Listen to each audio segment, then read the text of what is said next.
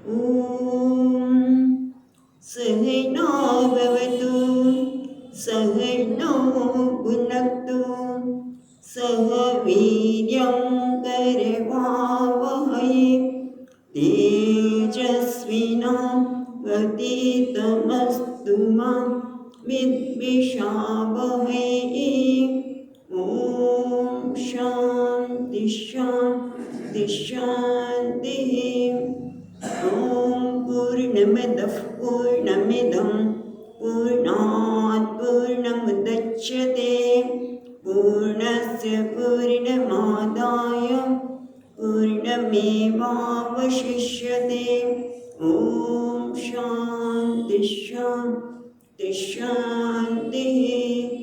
श्रुतिस्मृतिपुराणानाम् आलयं करुणालयं नमामि भगवत्पादं शङ्करं लोकशङ्करं शङ्करं शङ्कराचार्यं केशवं बादरायणं सूत्रभाष्यकृतौ वन्दे भगवन्तौ पुनः पुनः। ईश्वरो गुरुरात्मेति मूर्तिभेदविभागिने व्योमवद्व्याप्तदेहाय दक्षिणामूर्तये नमः। ॐ पार्थाय प्रतिबोधितां भगवता नारायणेन स्वयं व्यासेन ग्रथितां पुराणमुनिना मध्ये महाभारतम् अद्वैतामृतवर्षिणीं भगवतीम् अष्टादशाध्यायिनीम् अम्ब त्वामनुसन्दधामि भगवद्गीते भगवद्वेषिणीम्। यं ब्रह्मा वरुणेन्द्ररुद्रमरुतः स्तुन्वन्ति दिव्यैस्तवैः वेदैः साङ्गपदक्रमोपनिषदैः गायन्ति यं सामगाः। ध्यानावस्थिततद्गतेन मनसा पश्यन्ति यं योगिनः यस्यान्तं न विदुःसुरासुरगणाः देवाय तस्मै नमः।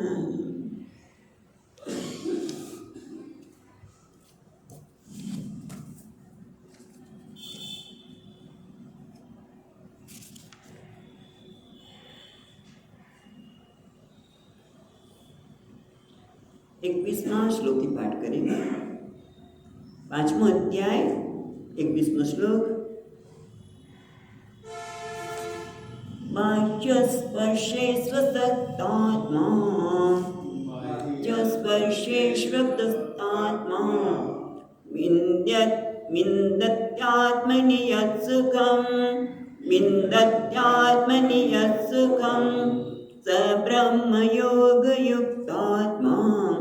स ब्रह्मयोगयुक्तात्मा सुखमक्षयमश्नुते एहि संस्पर्शजा भोगाः दुःखयोनय एव ते आद्यन्तवन्त कौन्तेय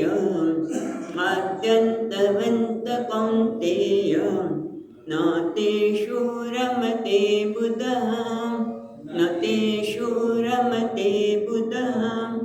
शक्नोति हैव यः सोढुं प्राक्शरीरविमोक्षणात् कामक्रोधोद्भवं वेगं સયુક્ત સસુખી નરઃ સસુખી નરઃ. એટલે ભગવાને આપણને બતાવ્યું કે બાહ્ય સ્પર્શેષુ અસક્ત આત્મા, બહારના જગતના પદાર્થો, વિષયો, સંજોગો એ બધામાં જેનો આત્મા એટલે મન આસક્ત નથી, કર્મયોગ ભાવનાથી અને પછી આત્મજ્ઞાનથી, તો એને સુખની પ્રાપ્તિ થાય છે.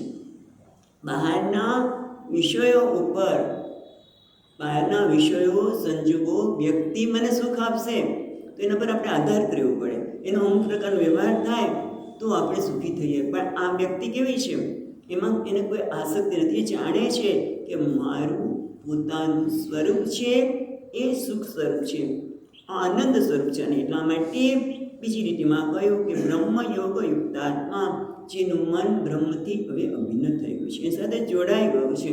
અને એના કારણે એ અક્ષય, જે સુખનો ક્યારેય અંત ન થાય એવા અક્ષય સુખને પ્રાપ્ત કરે છે. કારણ કે જગતના પદાર્થો સાથેના સંપર્કથી સુખ તો મળે છે પણ જતું રહે છે. હા, ગમતી ચોકલેટ મળી, ગમતી વસ્તુ મળી, થોડી વાર આનંદ આવે પછી જતું રહ્યો. પણ અક્ષય જેનો ક્યારેય ક્ષય ન થાય, કારણ કે પોતાનું સ્વરૂપ છે, માટે પોતાનું સ્વરૂપ છે. અને એટલા માટે પણ એના માટે કયા પ્રકારનો વિવેક હોય, તો પછીના શ્લોકમાં બતાવ્યો કે એ જાણે છે કે એ સંસ્પર્શા ભોગાહ દુઃખયોને એવ તે, આ જગતના કોઈ પણ પદાર્થો એનો ભોગ કરવામાં આવે એ કેવું છે, દુઃખની જ યોની છે. કારણ કે પહેલાં પણ નથી સુખ, જ્યારે તમે ભોગ કરો છો ત્યારે તમે સુખનો અનુભવ કરો છો, એની સાથે જોડાઓ છો ત્યારે જગતના પદાર્થ હોય, વ્યક્તિ હોય, કોઈ પરિસ્થિતિ હોય, એ વખતે જ મને સુખનો અનુભવ થાય છે. પહેલાં હતું સુખ કે ના, જ્યાં તમે સુખનો અનુભવ કરો છો પહેલાં સુખ હતું નહીં, થોડીક વાર પછી પણ રહેવાનું નથી. આદ્ય અને અંતમાં જ્યારે નથી ત્યારે વચ્ચે એવું જ છે. એટલા માટે એમાં જે વિવેકી પુરુષ છે એમાં એ રમતો નથી, એમાં અપેક્ષા રાખતો નથી કે જગતના પદાર્થો મને સુખી કરી દેશે. કારણ કે જાણે છે કે આ જગતના પદાર્થોમાંથી મળતું સુખ કેવું છે, આદિને અંતવાળું છે, મને પરતંત્ર બનાવવાનું છે.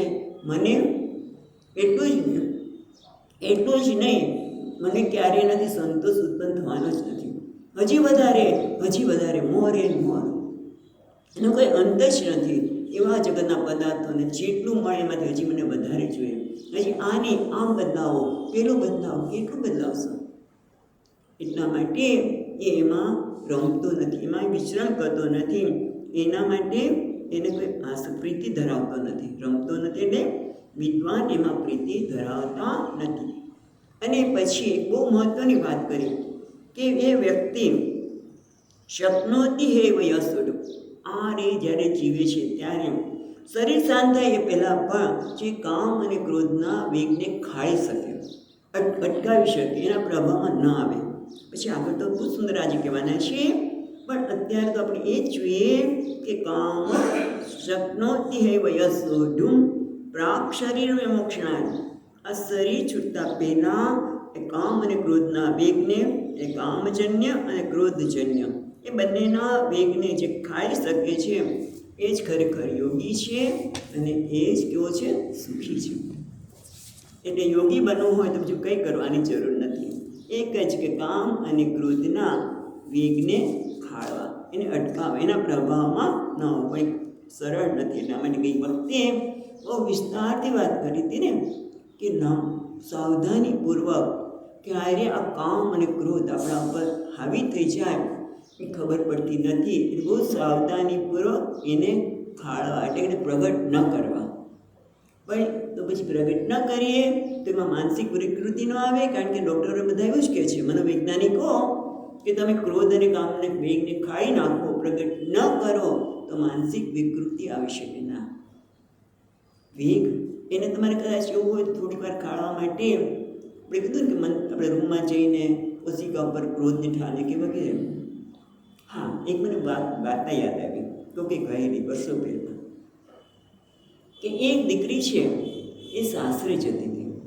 તો એની માએ કહ્યું કે બેટા તું સાસરામાં જાય છે તો તને ઘણી બધી વસ્તુ એવી બનશે કે તને નહીં ગમે અને ક્રોધ આવશે, તો તું એક કામ કરજે, તમારે ત્યાં જે ઘઉંની કોઠીઓ પહેલાં વખત કોઠી રાખતા હતા ગામડાઓમાં, મોટી મોટી કોઠીઓમાં આખું બધું ઘઉં અને ચોખાનું અનાજ ભરવામાં આવે અને નીચેના એમ ઢાંકણું એ ખોલો એટલે તમને બધું અનાજ મળી રહે.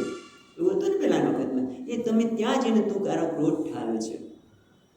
એટલે જ્યારે જે ગુસ્સો આવે, કારણ કે ત્યાંના સંસ્કાર જુદા, અહીંના સંસ્કાર જુદા, એટલે ગુસ્સો આવે એટલે અહીંયા જઈને ઠાલવી આવે, કોઈને ખબર પડવા ન દે. પછી જ્યારે કોઈ ખોલ્યું ત્યારે ખબર પડી કે એ ઘઉં હતા એનો લોટ થઈ ગયો હતો. ઘઉંનો લોટ થઈ ગયો હતો. ગુસ્સામાં આટલી તાકાત છે. એટલા માટે એ આપણા માટે તમે વિચાર કરો કે એ ઘઉંનો લોટ થઈ ગયો, તમારા શરીર પર શું અસર ન કરે? ક્રોધ. માણસને ક્રોધની ખબર જ નથી કે પોતે ક્રોધ કરે છે અને પોતાના શરીરને પેલું નુકસાન પોતે જ પહોંચાડે છે. પોતે જ પોતાના પગ ઉપર કુહાડો મારે છે. જો આવો વિવેક હોય ને તો એ ખાડી શકે કે ભાઈ મારે ખોટનો ધંધો કરવો નથી. હું ક્રોધ કરીશ તો મને જ નુકસાન છે. મારા જ પગ ઉપર પેલો કુહાડો, બીજાને તો થશે એની અસર, પણ મને પેલી અસર તારા શરીર ઉપર થશે. એના લીધે શરીરને લીધે રોગ પણ આવવાની શક્યતા છે. ભાઈ અચાનક પેરાલિસિસ કેમ થઈ ગયો? કારણ કે એવો ક્રોધનો આવેગ આવી ગયો કે ભાન ન રહ્યો અને આખું શરીરમાં ગડબડ થઈ ગઈ. માટે પણ આવો વિવેક હોય તો પણ, અને પછી કર્મયોગની ભાવનાથી પણ ક્રોધ અને કામનો જે આજે ચર્ચા આપણે કરીશું, આપણે એ કામના ક્રોધના વેગનેમાંથી આપણે મુક્ત કરી શકીએ. કર્મયોગ ભાવના હોય તો પણ રાગ અને દ્વેષમાંથી મુક્ત થઈ શકે. અને છેવટે આ વિવેક એ સંસ્પર્શજા મોહાહ અને ક્રોધ મને પોતાને નુકસાન પહોંચાડનાર છે, માટે પણ ખાળવો, કામ અને ક્રોધ બંનેને ખાળવો અતિ આવશ્યક છે. જેને જે ખાળી શકે છે એને ભગવાન કોણ કહે છે? યોગી છે. અને એ જ સહયોગી. પછી શું કીધું બીજો શબ્દ જો? સુખી ન રહા. અને એ જ સુખી છે. હવે આગળના શ્લોકમાં કહે છે,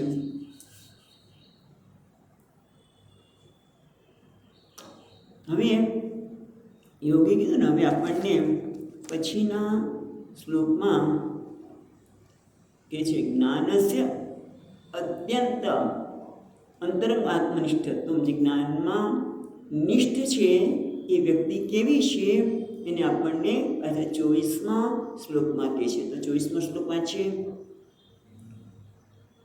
યોન્તઃ સુખોંતરારામઃ યોન્તઃ સુખોંતરારામઃ તથાંતર્જ્યોતિરેવ ચ યઃ તથાંતર્જ્યોતિરેવ યઃ સ યોગી બ્રહ્મનિર્વાણમ સ યોગી બ્રહ્મનિર્વાણમ બ્રહ્મભૂતોધિગચ્છતિ બ્રહ્મભૂતોધિગચ્છતિ. તો એ વખતે ફક્ત અર્થ જોયો તો કે યહ અંતઃસુખ, જેનું સુખ અંતરમાં છે, અંતરારામ, જેનું રમણ પણ અંતરમાં છે, પોતાનામાં છે, અને કેવો છે? અંતર્જ્યોતિ. અંતર્જ્યોતિ યહ, અને જે અંતર્જ્યોતિ એટલે કે અંતરકરણમાં ને મનમાં જ પોતાના સ્વરૂપ વિશે સભાન છે.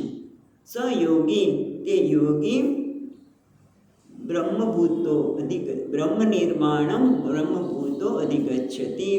અને એટલા માટે બ્રહ્મનિર્વાણમ, બ્રહ્મનિર્વાણ એટલે મોક્ષ, બ્રહ્મને મોક્ષ સ્વરૂપ બ્રહ્મને બ્રહ્મભૂત બ્રહ્મ સ્વરૂપ બનીને અધિગચ્છતિ પામે છે. હવે જરા વિચાર શબ્દ, એક શબ્દ બહુ સુંદર છે, આપણે વિચાર કરીએ. પહેલાં તો યહ યોગી, યહ એટલે ભૂખ, જે કંઈ હોય તે કેવો છે? અંતઃસુખ, જેનું સુખ ક્યાં છે? અંતરમાં છે. સામાન્ય રીતે આપણું સુખ ક્યાં છે?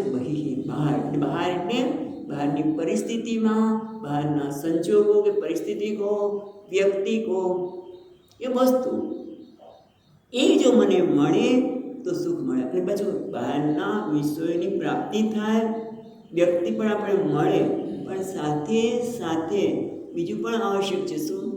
મારું શરીર સ્વસ્થ હોય. જો શરીર સ્વસ્થ ન હોય તો ગમે તેવું ભાવતું ભોજન બનાવ્યું હોય, તને પૂરણપોળી ભાવે છે ને બનાવી, શરીર સ્વસ્થ નથી, કેમ ખાઈ શકું? આનંદ આવે નહીં. એટલું જ નહીં, આપણે વાત કરી હતી કે શરીર સ્વસ્થ હોય સાથે સાથે મન અને ઇન્દ્રિયો બધા પણ અનુકૂળ હોય. શરીર સ્વસ્થ છે પણ મનમાં ઉછાળ છે, ઇન્દ્રિયોને ક્યાંક બીજે ભાવ જવું છે, તો તમે સુખનો અનુભવ કરી શકો નહીં. અને પાછું એ જગતના પદાર્થો માટે મળતું સુખ છે એ ક્યાંથી મળશે? ક્યાં મળશે? વસ્તુની ઈચ્છા થઈ પણ એ ક્યાં મળશે? કેવી રીતે મળશે? અને દાખલા તરીકે મને નોકરી મળી જાય બસ આનંદ આનંદ, આટલા પગારવાળી નોકરી મળી જાય. સ્વામીજી તમને ખબર છે કેટલા પગાર મળે છે? 1 લાખ, મહિને 1 લાખ રૂપિયા પગાર મળે છે. કેટલું મોટું પેકેજ છે, પણ એ સામે તમને તમારી બધી સ્વતંત્રતા મળી દે, એને શું કરવાનું? અને મળશે જ એની ખાતરી પણ નથી. કેટલી સ્પર્ધા હોય, જ્યારે એટલા મોટા પેકેજ હોય ત્યારે આપણે મળશે કે નહીં એની ખબર નથી. એટલે આપણું સુખ જ્યારે બહારના વિષય ઉપર હોય ત્યારે આ બધી સમસ્યા હોય છે. પણ આ તો યોગી છે, બ્રહ્મજ્ઞાનવાળો છે, બ્રહ્મજ્ઞાની છે. એટલે કેવો છે? અંતરારામ. એટલે જેનો અંતર સુખ, અંતરામ પછી જોઈએ અંતર સુખ. જેનું સુખ ક્યાં છે? પોતાના. એટલે આત્મની શું છે? એવા આત્મના તુષ્ટ. બીજો અધ્યાય પ્રસિદ્ધ પ્રજ્ઞા લક્ષણમાં પહેલો શ્લોક બહુ સુંદર છે, આ યાદ રહી જાય તોય. આત્મની એવા આત્મના તુષ્ટ, જે પોતાનામાં સંતુષ્ટ છે, એના સંતોષ માટે, આનંદ માટે બહારના વિષયની આવશ્યકતા નથી. કારણ કે જ્યારે બહારના વિષયો કે વસ્તુ વ્યક્તિ મળે ત્યારે આપણને કે હા હું સ્વીકાર્ય છું. સુખ તો આપણે સ્વીકાર્ય થયો એનો જ છે, આપણે પોત સ્વીકાર્ય છે એટલે મને મારા માટે સંતોષ થયો. પણ આ તો કેવી છે? આત્મની એવ આત્મના તુષ્ટ. કારણ કે હું સુખી છું. કેમ? મારે પુત્ર છે માટે. મારે ત્યાં પુત્ર છે. કારણ કે પુત્રને અત્યાર સુધી પુત્ર નહોતો, દીકરાને ત્યાં દીકરો નહોતો, એ પોતાને ત્યાં દીકરો નહોતો, દીકરો આવ્યો છે. પતિ છે મારે બહુ સારા છે માટે સુખ છે, પત્ની સારી છે સુખ છે, પણ એક હંમેશા સુખ રહેશે. પાડોશી સારા છે માટે બહુ સુખ છે, પણ પાડોશીનો વિચાર બદલાઈ જાય, વ્યક્તિ પણ બદલાઈ જાય એટલે આપણે સુખ જતું રહે. પણ આ તો ક્યાંય કોઈના પર આધાર જ નથી. આત્મની એવા આત્મના તુષ્ટ, પોતાના ઉપર કોઈના પર આધારિત સુખ નથી, પોતે સુખ સ્વરૂપ છે. અને એટલા માટે અંતરામ. એટલે એનો રામ એટલે અંતરામ. પછી એના માટે આવો હોવાના લીધે એક જ અંતરામ. રામ એટલે રમણમ, અંતરમણમ, જે પોતા અંત એવા આત્મની આરામ. આરામ એટલે રમણમ, રમણ એટલે ક્રીડા. ક્રીડા યસ્ય સહ સ અંતરામ.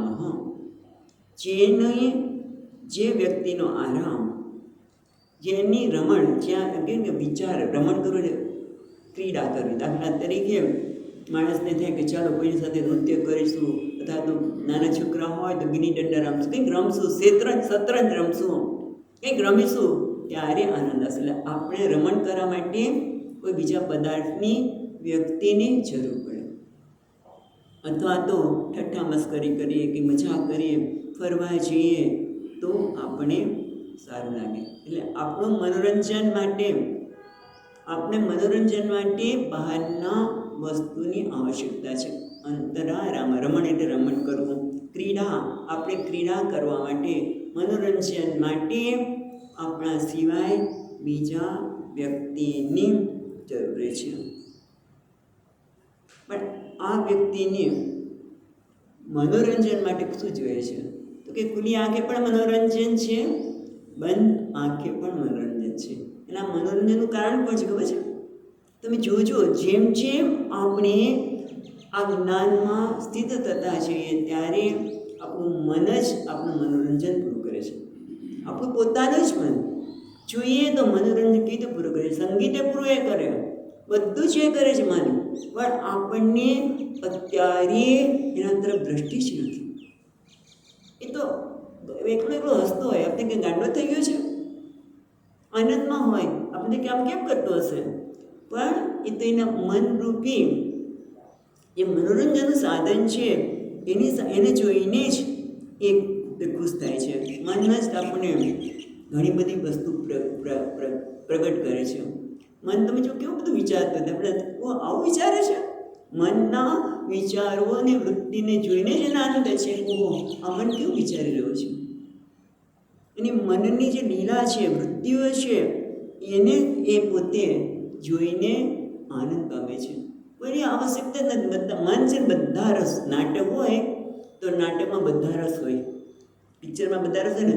સૌંદર્ય હોય, બીબસ શબ્દ નહીં ને આપણે, બટ બીજા બધા રસ, વાત્સલ્ય, પ્રેમ, બધા જ મનમાં છે. પ્રેમ, વાત્સલ્ય, કરુણા, આ બધું જ મન પ્રગટ કરે જ છે. પણ એ બહારના નહીં, પોતાના વિચારોને જ જોઈને એ આનંદિત થાય છે, રમણ કરે છે. મનોરંજન માટે કોઈ આવશ્યક નથી. તમે જોજો, ક્યારેક આપણને જ આપણા વિચારને વિચારતા આપણે હસવું આવે. આપણે આવું વિચારીએ છીએ. કરુણા, પ્રેમ પણ હોય. એટલે ટૂંકમાં એને મનોરંજન માટે બહારના વસ્તુ કે વ્યક્તિની કોઈની આવશ્યકતા નથી. જો બહારના વસ્તુ કે વ્યક્તિની આવશ્યકતા તો શું થાય? કોઈનો હોય તો લાગે અરે રે હજી એકલા પડી ગયા, કોઈ નથી. હજી જો ને લાઇટે નથી એટલે ટીવી ચાલતું નથી, મોબાઈલમાં લાઇટ નથી, મોબાઈલની બેટરી પણ ખલાસ થઈ ગઈ. હા, તો હવે શું કરવાનું? એકલા પડી ગયા, નિરાશ થઈ ગયા. કારણ કે મનોરંજનનો આધાર બીજા ઉપર છે. પણ આને તો લાઇટ હોય કે ન હોય, ટીવી હોય કે ન હોય, એનું મન તેની સાથે રહેવાનું જ છે અને મનોરંજન પૂરું પાડવાનું જ છે. એટલા માટે એને કહે છે અંતરામ. પછી હવે કહે છે, બીજો શબ્દ કેવો છે? અંતર જ્યોતિ એવ છે. એની જ્યોતિ એટલે આમ તો મન કેમ જ્યોતિનો અર્થ મન કેમ કર્યો? જ્યોતિ એટલે પ્રકાશ, જ્યોતિ એટલે પ્રકાશ. અને પ્રકાશમાં આપણે વસ્તુને જોઈ શકીએ, જાણી શકીએ. બરાબર? હવે મન શું કરે છે? મન પણ પ્રકાશ જ કરે છે જગતના પદાર્થનો. મન જગતના પદાર્થનું આપણે જ્ઞાન કરાવે છે. પ્રકાશ એટલે કે એ પણ વસ્તુને પ્રકાશિત કરે છે. એટલે અંતર જ્યોતિ એને જ્યારે કહેવામાં આવ્યું ત્યારે જ્યોતિ એટલે મન, એનું કેવું છે અંતર જ્યોતિ. પ્રકાશ છે, જ્ઞાન છે, ક્યાં આવે છે? પોતાનામાંથી જ આવે છે. એટલે કે આપણે વાત કરીએ ને કે મન છે એ સતત સભાન છે. મન એ આત્મા પ્રત્યે જાગૃત છે. કેવી રીતે? તો તમે જુઓ, સ્વપ્ન અવસ્થામાં આપણે ઘણા બધા સ્વપ્નો જોઈએ છીએ.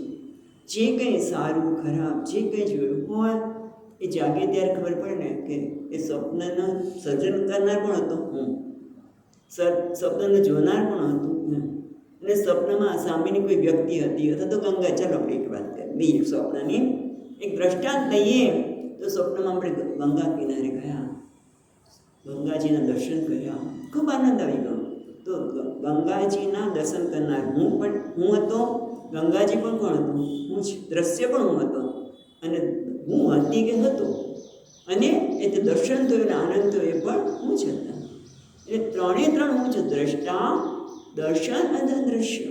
જાણનાર આ ગંગાજી છે અને જાણનારનો વિષય છે ગંગાજી, અને એના લીધે મને જ્ઞાન થયું કે આ ગંગાજી છે. એટલે જ્ઞાતા, જ્ઞેય અને જ્ઞાન એ કોણ છે? હું જ. સ્વપ્નમાં દ્રષ્ટા, દૃશ્ય અને દર્શન, જ્ઞાતા, જ્ઞેય અને જ્ઞાન. એ જ રીતે આ વ્યક્તિ કેવી છે? સ્વપ્નમાં તો આપણે છીએ, ખબર પડે જાગીએ તેમ, પણ આ જાગ્રત જગત માટે એ સભાન થઈ ગયું છે. શું છે કે આ જે જગતના પદાર્થો સાથે વ્યવહાર કરીએ છીએ ત્યારે ત્રિપુટી જોઈએ છે. કાં તો હું જોનાર, દ્રષ્ટા, આના માટે દ્રશ્ય અને દર્શન, અથવા તો જ્ઞાતા, હું જાણનાર, કોઈ પણ પદાર્થનો જ્ઞાતા છું, એનો જાણનાર અમારા માટે જ્ઞેય વસ્તુ છે અને હું એને જાણનાર છું, એનું મને જ્ઞાન થાય છે. બધું કોણ છે? પરમાત્મા, ચૈતન્ય સિવાય કોઈ છે જ નહીં. આ પરમાત્મા જ જાણે કે જુદા જુદા વેશથી આવે છે. આત્મા જ, ચૈતન્ય જ આ દ્વૈતરૂપી નાટક કર્યો છે. પોતે જ પરમાત્મા. તમે જો, જાણનાર પણ પરમાત્મા, જોવાનો વિષય પણ પરમાત્મા, અને જ્યારે જાણ થાય છે, જ્ઞાન થાય છે, પણ પરમાત્મા જ છે. એટલે પરમાત્મા જુદા જુદા વેશ લઈને આવ્યો છે. પણ એ વેશ જુદા જુદા લઈને આવ્યો છે એવું મને ક્યારે ખબર પડે? જ્યારે વેશ પહેરનાર ચૈતન્ય તરફ દ્રષ્ટિ હોય અને આ જ્ઞાની જે છે, જે અંતર જ્યોતિ, એટલે એનું મન ક્યાં નિષ્ઠ છે? વિષયમાં નહીં, પણ આત્મા. જે આત્મા આત્મા આ જુદા જુદા વેશ લઈને આવે છે. આત્મા જેમ સ્વપ્નમાં જે દ્વૈત દેખાય છે એ કોણ બને છે? હું જ બનેલું છું, મને છે. એમાં અહીંયા પણ આ દ્વૈત રૂપી આ જગતમાં જે નાટક ચાલી રહ્યું છે, જે ઘટના ઘટી રહી છે, એ બધું કોણ છે? એ પરમાત્મા, મારું મન જ, મારું આત્મા જ. એટલે ટૂંકમાં અંતરજ્યોતિ એટલે કે એનું મન જે છે એ ક્યાં છે? વિષયમાં નહીં, પણ આત્મામાં નિષ્ઠ છે. એટલે કે આત્મા પ્રત્યે જાગૃત છે. જેટલા અંશે જેટલું આપણને યાદ રહે કે આ જોનાર, જોવાનો વિષય અને જોવાની ઘટના છે એ પણ પરમાત્મા છે. એની જ લીલા છે. સારી ખરાબ જે કંઈ છે એ એની લીલા છે. જો આવું સમજાય તો શું થાય? સયોગી બ્રહ્મ નિર્વાણમ બ્રહ્મભૂતોધિગચ્છતિ. એ બહુ સુંદર આપણા મધુસૂદનજી મહારાજ કહે છે, સયોગી. યોગી એટલે જે હવે એનું મન સમાહિત થયું છે, એકદમ એકાગ્ર થઈ ગયું છે, અને એના કારણે સયોગી બ્રહ્મ નિર્વાણમ. બ્રહ્મ નિર્વાણમ એટલે મોક્ષ, પરમાનંદ રૂપ બ્રહ્મ નિર્વાણમ એટલે સર્વ અનર્થોથી મુક્તિ. સરળ ભાષામાં કહીએ, બ્રહ્મ નિર્વાણ એટલે મોક્ષ. મોક્ષ એટલે સર્વ અનર્થોમાંથી મુક્તિ, દોષમાંથી મુક્તિ. આપણા પોતાના માટે અને બીજા માટે. કારણ કે આપણને તો કંઈ થાય એટલે કે તું મેં આવું કર્યું, મેં આવું ન કર્યું તો સારું હતું, અથવા તો આના લીધે થયું, પેલાના લીધે થયું. એ બંને પ્રકારમાંથી મુક્તિ, એનું નામ છે બ્રહ્મ નિર્વાણ સરળ ભાષામાં. અથવા તો બ્રહ્મ નિર્વાણ એટલે જીવની મર્યાદા ભાવમાંથી, જે જીવનમાં હું જીવ છું, હું મર્યાદિત છું, એ બધા અનર્થનું કારણ છે. એટલે સર્વ અનર્થમાંથી નિવૃત્તિનું નામ છે બ્રહ્મ નિર્વાણમ. એટલે અહીંયા કહે છે પરમાનંદ સ્વરૂપમ કલ્પિત દ્વૈત ઉપસમન્યેન. જે દ્વૈત છે એ તો કલ્પિત છે, હું જુદું અને પેલું જુદું, મને બીજી વસ્તુ સુખ આપી દેશે, એનું નામ જ દ્વૈત. જુદું એટલે મને સુખ આપશે, સલામતી આપશે, એવું જે માને છે એમાંથી એ કલ્પિત છે. સુખ સ્વરૂપ છું, સલામત સ્વરૂપ પણ હું છું, અને એના કારણે નિર્વાણમ બ્રહ્મ નિર્વાણમ એટલે આ કલ્પિત દ્વૈતમાંનું અધિષ્ઠાન છું, એમાંથી એ બહાર નીકળે છે અને જાણે છે કે નિત્ય પ્રાપ્ત એવ પ્રાપ્નોતિ. હું સુખ સ્વરૂપ છું, હું બ્રહ્મ તો છું જ, હું પૂર્ણ તો છું જ, પણ અત્યાર સુધી એ હું પૂર્ણ છું એને કંઈ ખબર નહોતી. જેમ પેલો રાજાનો છોકરો અને તમે જો રાજાને તે પુત્રને અવતાર થાય તો ઈર્ષ્યા ચાલતી હોય, એ છોકરાને મારી નાખવાનું કીધું, પણ એટલે મારી ન શક્યા, અને તે પોતાના ઘરે ત્યાં રાખી દીધો પેલો વાળવાવાળા. અને વાળવાને પછી એ પણ મોટો થયો, એટલે પણ રાજાને તે વાળવાનું કામ કરે છે. પોતાને માને છે કે હું વાળવાવાળો છું, પણ જ્યારે ખબર પડી કે એ તો રાજકુમાર છે, રાજા જ છે, ત્યારે એને શું થયું? પોતે હતો જ રાજકુમાર, પણ પોતાને એક વાળવાવાળો, એક સામાન્ય માનતો હતો, સામાન્ય જીવ, મર્યાદિત જીવ માનતો હતો, પણ તો રાજા છે જાણતો હતો. એટલે શું થયું? જે નિત્ય પ્રાપ્ત હતો એની પ્રાપ્તિ થઈ. એ રીતે અહીંયા પણ નિત્ય પ્રાપ્ત જે બ્રહ્મ હું છું જ, પૂર્ણ હું છું જ, એ પ્રાપ્ત છે. કારણ કે કહે છે બ્રહ્મભૂતો અધિગચ્છતિ. અને કહે છે બ્રહ્મભૂતો એટલે શું? બ્રહ્મ એવ સન બ્રહ્મ આપનું. તે શ્રુતિમાં પણ કહે છે કે બ્રહ્મ છે બ્રહ્મને પ્રાપ્ત કરે છે, એટલે ખરેખર બ્રહ્મને પ્રાપ્ત કરવાનો નથી. અહીંયા એક બીજો ન્યાય પણ આપે છે. અવસ્થિતે ઇતિ કાશકૃષ્ણ. એટલે કાશકૃષ્ણ નામના આચાર્ય કહે છે કે પરમાત્મા જ જીવરૂપે અવસ્થિત છે, અને પોતે જાણે છે જીવ કે હું પરમાત્માથી જરાય ભિન્ન નથી.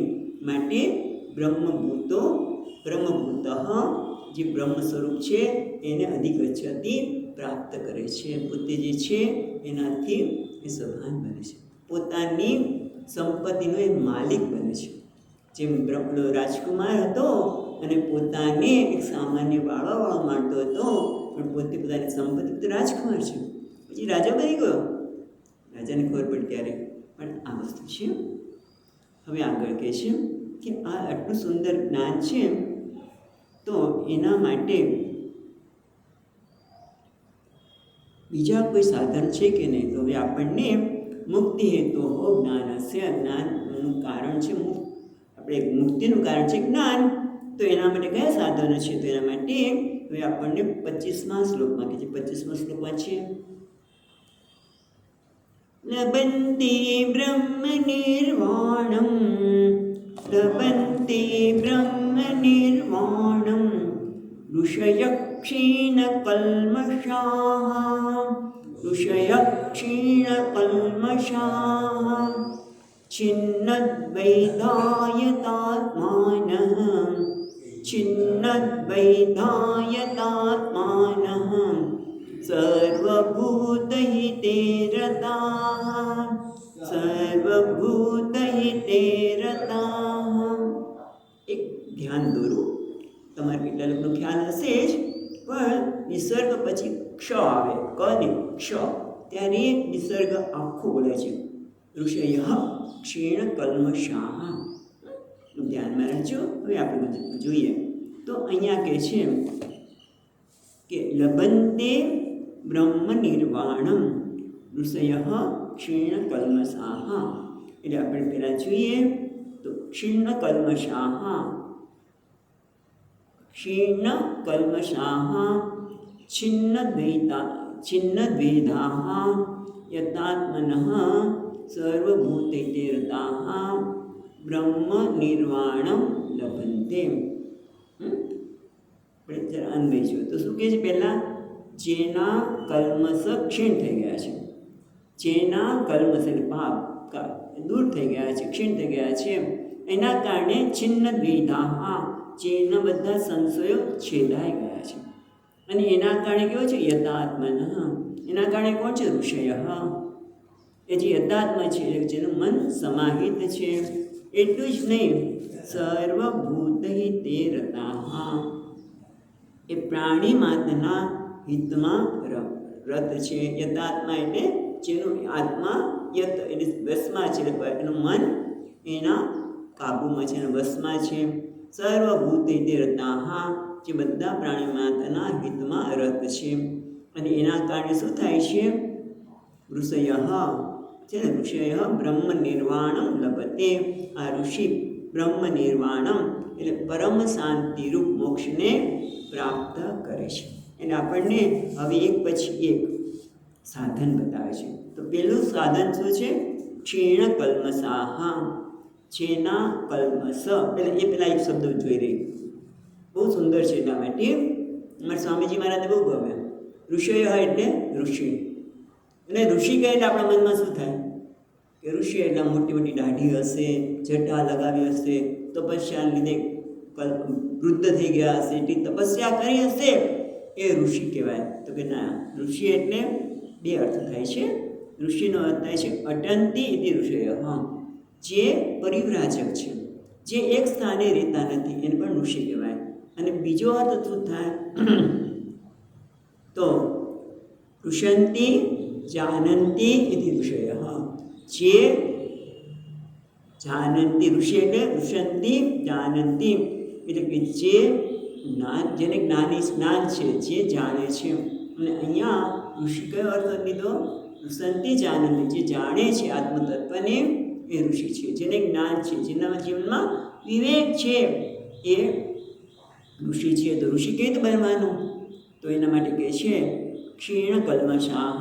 પહેલું તો છે જેના કલ્મશ એટલે અશુદ્ધિઓ બધી ક્ષીણ થઈ ગઈ છે, પાપો બધા દૂર થઈ ગયા છે. કયા પાપ છે? મોટું પાપ રાગ અને દ્વેષ. કારણ કે તમે જો સતત ભગવાન આ વાત કહ્યા જ કરે છે કે રાગ દ્વેષ છે એ માણસના જીવનમાં મોટો અવરોધ છે. અને એટલા માટે એને એ રાગના દ્વેષને જ આગળ કીધું કામ એસ ક્રોધ એસ રજોગુણ સમુદ્ભવ. ત્યાં પણ એ જ કીધું રાગ અને દ્વેષ એના જીવનમાં વિવેકને સામર્થ્ય આપતો નથી. જ્યાં સુધી રાગ દ્વેષ છે ત્યાં સુધી આપણે સૂક્ષ્મ તત્વનું ચિંતન કરી શકતા નથી. ભલે કે આત્મા પૂર્ણ છે, હું સુખ સ્વરૂપ છું, પણ રાગ અને દ્વેષ મનને ખેંચી જાય છે. અને એટલા માટે ઋષિ છે એટલે કે જેનું મન મોટા ભાગે પેલા કર્મિક ભાવનાથી રાગ અને દ્વેષમાંથી મુક્ત થયું છે, ત્યાર પછી વિચારમાંથી પણ એ મુક્ત થાય. વિચારથી પણ એ રાગ દ્વેષમાંથી મુક્ત થાય છે. ઋષિ એટલે જેણે આ પાપ એટલે કે ભૂતકાળમાં આપણે ખબર નથી, ભૂતકાળમાં આપણને ખબર નથી કે આપણા કયા કર્મો કર્યા છે, પણ આપણને ખબર છે. તમે જુઓ, આપણે પોતાના જીવન વિશે વિચાર કરો કે આપણને મૂલ્ય છે કે ભાઈ હું ગીતાનું અધ્યયન કરું છું તો મારામાં કામ ક્રોધ ન હોય, મારામાં મૂલ્યનું પાલન હોય, બધા માટે ઉદારતા, એ બધું ગમે. પણ આપણે એ પણ જોઈએ છીએ કે આપણે ગમે તેટલું કરીએ તો પણ આપણું મન ક્યારેક ક્રોધ કરી જાય, ક્યારેક લોભ થઈ જાય, લોભ આવી જાય કે આપણે ખબર છે કે મને ભગવાને ખૂબ આપ્યું છે, હું આમાંથી એક પણ વસ્તુ મારી સાથે લઈ જવાના સમર્થ જ નથી. જ્યારે આ શરીર છૂટી જશે ત્યારે આ દરેક વસ્તુ અહીંયા જ રહી જવાની છે, પણ છતાં મને કોઈને આપતા હાથ ટૂંકો થઈ જાય. પછી થાય કે અરે રે આવું કેમ થયું? ખ્યાલ આવે છે? મૂલ્ય છે, જાણું છું, પણ છતાં આવું કંઈક પ્રતિબંધ આવી જાય છે. અને કહેવાય પ્રતિબંધ, અવરોધ. એનું નામ જ પાપ, એનું નામ જ કલ્મશ. અને એના માટે શું કરવાનું? ક્ષીણ કલ્મષાહ, જે અવરોધ છે એમાંથી મુક્ત થયું છે, પાપમાંથી મુક્ત થયું છે. મને મૂલ્ય છે કે મારાથી અહિંસાનું પાલન થાય, કોઈને દુઃખ ન પહોંચે, પણ છતાં કોઈને દુઃખ પહોંચી જતું હોય. કેમ થયું ખબર નથી. કોઈ પૂર્વના કર્મો અડાવે છે, કોઈના માપણા એના કોઈના હોઈ શકે, પણ આવું થાય છે. તો શું કરવાનું? તો પેલું એક કામ કે પેલા અવરોધ જે આવે છે કે આવા હું ધારું છું અને છતાં નથી કરી શકતી, એનો અવરોધ. હું ધારું છું કે મારે આમ કરવું જોઈએ પણ થતું નથી. તો ત્યારે શું કરવું? તો પહેલાં તેની સાથે જોડાઈને જવું, તાદાત્મય કરવું નહીં. એટલે કે શું કરવું? તટસ્થ ભાવે જોવું કે આ બધા મનના કારણે ઉત્પન્ન થયેલા છે, અને એના માટે હું એક જ કહી શકું કે ભગવાનની સહાય માગું, પ્રાર્થના કરું. ભગવાન, હું આ જાણું છું, તમે મને ગીતાનું જ્ઞાન આપો છો, હું એ ગીતાનું અધ્યયન કરું છું, બધું જ કરું છું, પણ છતાં આવા અવરોધ આવી જાય છે, પ્રતિબંધિત ન હોવા છતાં કંઈક આવી જાય છે, એના પ્રત્યે પાપ ગ્રહ. અને એટલા માટે ભગવાન તમે મને મદદ કરો, હું જરૂર કર્મયોગ ભાવનાથી કર્મ કરીશ. એટલે ભગવાને પ્રાર્થના કરી. જે ગજ અને ગ્રાહા, ગજ પોતે છૂટવા માટે ખૂબ પ્રયત્ન કરો હાથીએ, પણ જ્યારે એમ કહો હવે નહીં થાય, એનો ખેંચી જ જાય છે. પ્રાર્થના એટલે જેટલા આપણું જીવન પ્રાર્થના હોય, ભગવાનની સહાય માનીએ, સમર્પણ કરીએ, તો જ આ શક્ય બને. અને તો જ પછી આપણે આ આપણા હૃદયમાં રહેલા રાગ અને દ્વેષ એટલે કુંભકર્ણ ને રાવણ અને કુંભકર્ણ છે એ આથી થોડા મુક્ત થઈ.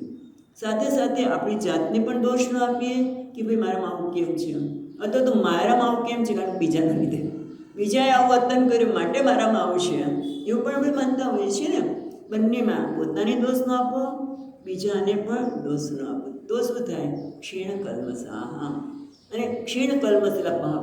તો મન સૂક્ષ્મ થશે, મન સૂક્ષ્મ થશે, અને આત્મા જે સૂક્ષ્મથી સૂક્ષ્માતીત એ આત્માનું ચિંતન કરી શકશું. પછી આપણને ખાલી શબ્દો નહીં રહે, એ મને સમજાશે હું પૂર્ણ છું, હું શાંત સ્વરૂપ છું. સુંદર શબ્દ છે, પણ એ મારા બનશે. અને એના કારણે છિન્ન ભેદા, બધા સંશયો છેદાઈ ગયા છે. પહેલાં તો સરમાં સર છે, સંશય શું છે કે હું કરું કે ના કરું, આમ કરું કે ન કરું, એવું પછી મનમાં થશે જ નહીં. જે કરાવે છે નારાયણ કરાવે છે, અને હું કરતો જ નથી કે હું કરતી જ નથી, હું તો અકર્તા છું. માટે છિન્ન ભેદા, આમ કરું કે ન કરું, આ સત્ય કે પેલું સાચું, બધું સ્થાને છે, પૂર્ણ છે. એટલા માટે આવું વિચાર કરવાના કારણે છિન્ન ભેદા, બધા જ પ્રકારના સંશયો. એ સંશય છે જ નહીં, કારણ કે સંશય ક્યારે ઉઠે કે હું આમ કરું કે ન કરું, હું કરતા જ નથી. જે છે એ બધું પરમાત્મા કરાવી રહ્યો છે, હું નિમિત્ત છું, નિમિત્ત માત્ર. વ્યવહારમાં હું નિમિત્ત માત્ર છું. માટે છિન્ન સંશયા એટલે કે ક્ષીણ કલ્મષાહ, અંતકરણ શુદ્ધ થવાને લીધે એ ઋષિ બને છે. એટલે સૂક્ષ્મ વસ્તુ આપણે મધુસૂદનજી મહારાજજી એક પછી એક સ્ટેપ બતાવે છે. એ જોઈએ છે. તો સૂક્ષ્મ વસ્તુનું વિવેચન કરવાને સમજ બને છે. એ સંન્યાસી બને છે. સંન્યાસી એટલે ભગવા કપડાં ધારણ કરવું એક વસ્તુ છે કે એ પણ વિવિધ દિશા સંન્યાસી પણ ઉપયોગી છે, પણ છેવટે આ જ્ઞાન માટે શ્રવણ મનન બને, પરિપક્વ બનવું, શ્રવણ મનન નિધિધ્યાસન કરવું, અને એના કારણે છિન્ન દેદાહ, એના કારણે પેલા એ ક્ષીણકલ્મષાહ, એના કારણે ઋષિ બને છે, સૂક્ષ્મ તત્વનું આત્મતત્વનું ચિંતન કરવા માટે સમર્થ બને છે, અને એના કારણે છિન્ન દ્વેદાહ, બધા સંશયો દૂર થાય છે. એટલે કે આ શેના કારણે? નિધિધ્યાસનના પરિપાકના કારણે એ શું બને છે? સંયત આત્મા. ને જેનું આત્મા સંયત છે, અંતઃકરણ એના વશમાં છે. કેમ? કારણ કે અહીંયા તો એવું કહે છે કે પરમાત્માની એવ એકાગ્ર ચિત્તા, પરમાત્મામાં જ એનું ચિત્ત એકાગ્ર હોવાના લીધે એ સંયત આત્મા છે. અને એના કારણે શું થાય છે? સર્વભૂત હિતે રતા. એના કારણે એના માટે સહજ બની જાય. સર્વભૂત હિતે રતા, એ પ્રાણી માત્રના હિતમાં એટલે કલ્યાણમાં એ રત છે, એનો સ્વભાવ બની જાય છે. કારણ કે તમે જો સહાનુભૂતિ, કોઈ વ્યક્તિને આપણે દુઃખી જોઈએ એટલે આપણે તરત જ સહાનુભૂતિ થાય કે આનું કેવી રીતે મદદ કરું. સ્વામીજી મને સર સમજાવે કે કોઈને કંઈ એક્સિડન્ટ થયો અને બિચારો હેરાન થાય છે, તો કેવી મદદ કરી? 108 બોલાવી, આ કરે. ના, એવું કરશું તો પોલીસવાળા પણ હેરાન કરશે, ને આમ થશે ને પેલું થશે. આપણે મદદ નથી કરી શકતા. સહાનુભૂતિ સહજ છે, અનુકંપા સહજ છે, પણ બીજી વસ્તુ મને અટકાવે છે. એટલે સહાનુભૂતિ સૌમ્યત્વ વ્યક્તિના વ્યક્તિત્વમાં છે જ, પણ એનું કારણ, પ્રગટ થવાનું કારણ એટલે છે કારણ કે આમ થશે પેલું થશે. પણ આ તો કેવું છે? છિન્ન દ્વેદાહ, જેના સંશય છેદાઈ ગયા છે, એટલી સંયતાત્મન છે, જે પરમાત્મામાં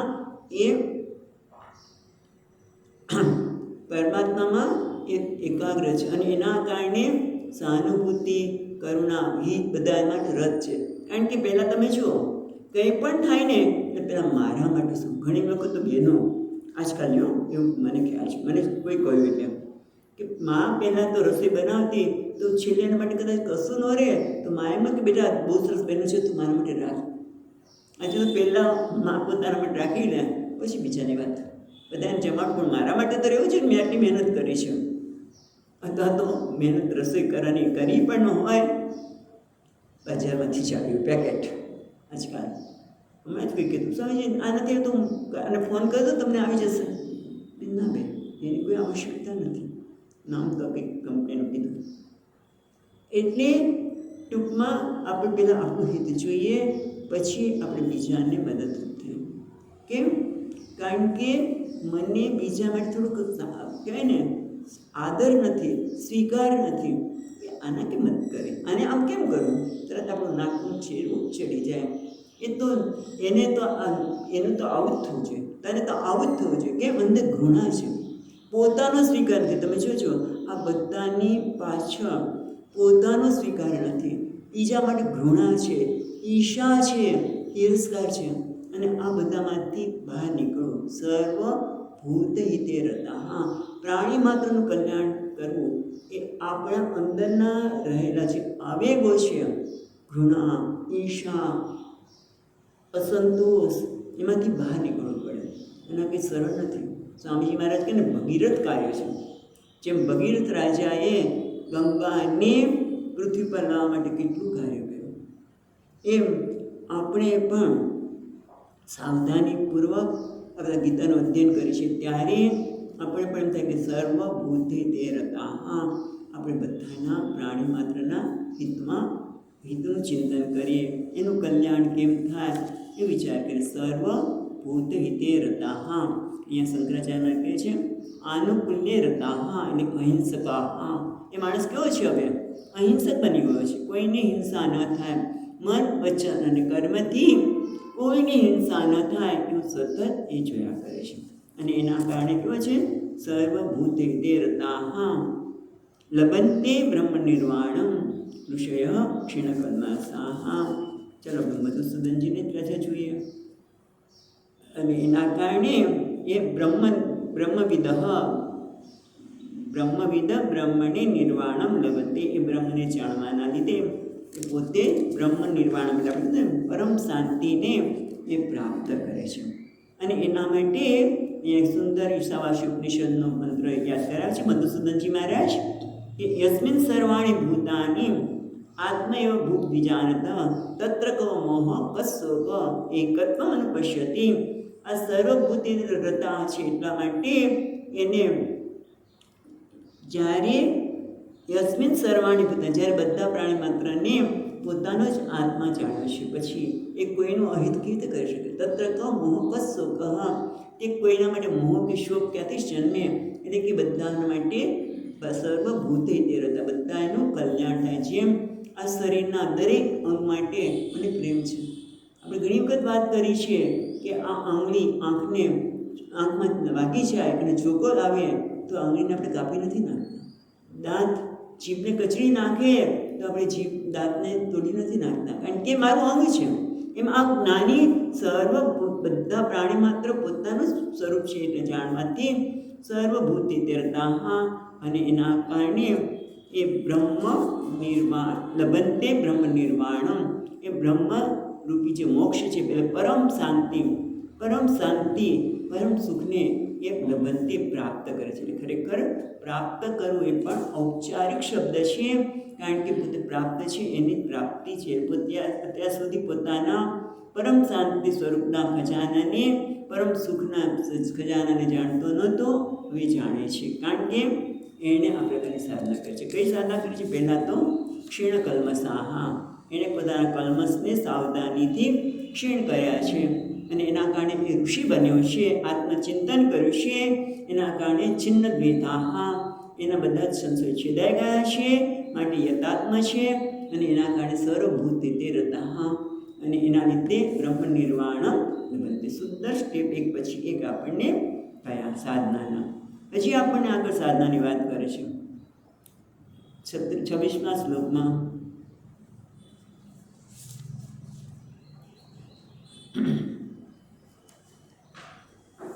કામ ક્રોધ વિયુક્તાનામ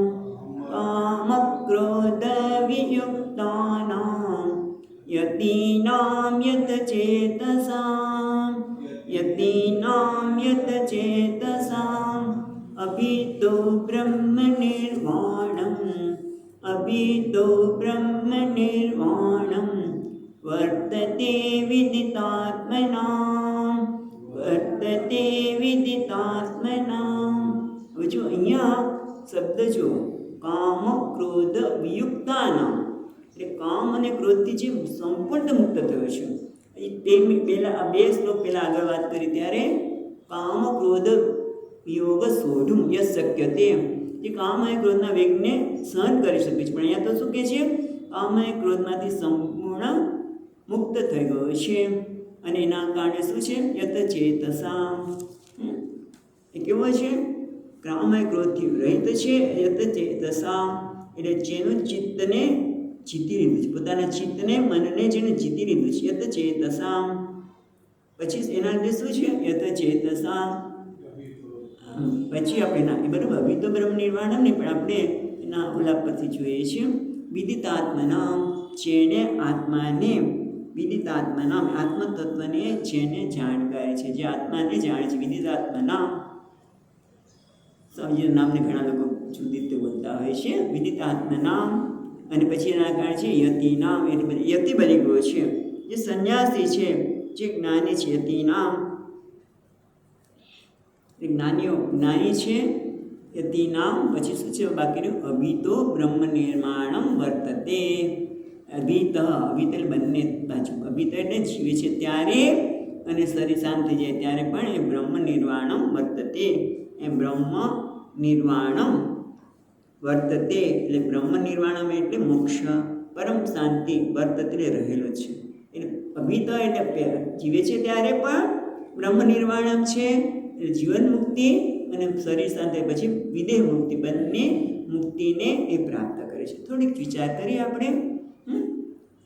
કામ ક્રોધ વિયુક્તાનો એક શબ્દ જોઈએ તો કામ અને ક્રોધના માંથી જે મુક્ત થઈ ગયો છે. અને તમે જો ભગવાન ગીતામાં વારંવાર આ શબ્દો પર બહુ ભાર મૂકે, કામ ક્રોધ, કામેશ ક્રોધેશ. આ કામ અને ક્રોધ તારા શત્રુ છે અને એનું કારણ શું છે એ પણ ભગવાન ગીતામાં બતાવ્યું. ધ્યાયતો વિષયાન પુંસ સંગસ્તે સુજાયતે સંગા સંજાયતે કામ. સંગના કારણે કામ, કામાત ક્રોધો વિજાયતે.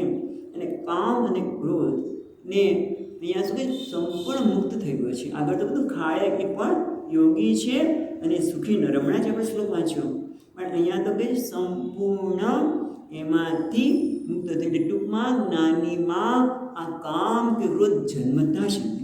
આમ કે ને કદાચ જન્મ્યો ને તો આપણે સ્વામીજી કે એ પ્રમાણે ટેન્જર ડોલ કદાચ જન્મે, ઓલી ઢીંગલી છે ને ટેન્જર ડોલ ખ્યાલ હશે, એને તમે હાથ અડાડો આમ નમી જાય, પાછી એટલે સમતોલના નિયમ પ્રમાણે પાછી આવી જાય.